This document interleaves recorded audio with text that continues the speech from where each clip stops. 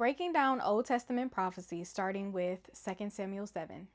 There are so many prophecies in the Bible, with scholars not being able to pinpoint the exact amount of Old Testament prophecies that was later fulfilled by Jesus. That being said, scholars estimate that Jesus fulfilled between 300 and 570 prophecies. That's a lot, right? And there's no way we can get through all of them in this one video. But we can cover the one in 2 Samuel 7 and how it later connects to the verse in Luke chapter 1. When your days are fulfilled and you lie down with your father, I will raise up your offspring after you, who shall come from your body. I will establish his kingdom, and he shall build a house in my name, and I will establish the throne of his kingdom forever. 2 Samuel 7, verses 12 through 13. Now you may be thinking, isn't this talking about Solomon? And the answer would be yes, it is talking about Solomon and how he was the son and immediate successor to David. He reigned after David and built the first temple in Jerusalem for the dwelling of God's glory. However, let's look deeper. Verse 13 says, I will establish the throne of his kingdom forever.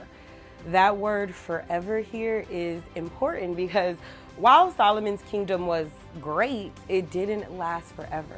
But here, God is speaking of something eternal, something everlasting, something without an end. That is where Jesus Christ comes in as the ultimate fulfillment. In Luke chapter 1, 32 through 33, it says, he will be great, and he will be called the Son of the Most High. The Lord God will give him the throne of his father David, and he will reign over the house of Jacob forever, and of his kingdom there will be no end.